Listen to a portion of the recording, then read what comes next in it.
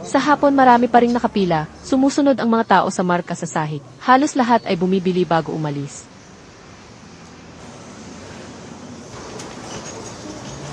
Patuloy na mabilis ang pagbalot ng staff. Kapos ang bag kaya kahon ang binibili. Marami ang bumibili ng sikat na chayte. Dinadala ito pa uwi.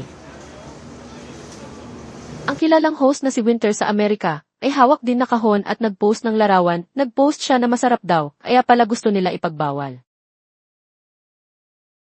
Galing pala kay Vice Presidente Xiaobi Kim, noong ini-interview siya ng programang War Room, inihandang regalo para kay Winters, pinili niya ng espesyal, ang pineapple cake at cream puff ng Taiwan.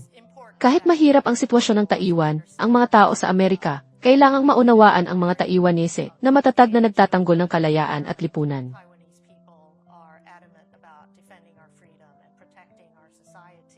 Diretsong ipinaliwanag ng Vice Presidente, ang paninindigan ng Taiwan, umaasa siyang sa pineapple cake, mas maintindihan ang kultura ng Taiwan, simbolo rin ito ng matatag na ugnayan ng Taiwan at Amerika. Ibibigay din namin sa bisitang mula abroad. Babalik sila sa Amerika bukas, 8 lang ang binili ko kaunti yon. Kung pwede ko itong dalhin, mas bibili pa ako, maaari ko ring ibigay sa host sa Amerika, bigay ko na rin kay Trump. Pagkaing Taiwanese, madalas gamitin sa American humor, noong 2022 ang chayte. Dahil hindi ibinigay ang recipe sa China, kaya umalis sa merkado ng China, ngayon ito ay paraan ng mga Taiwanese para sa magandang ugnayan abroad.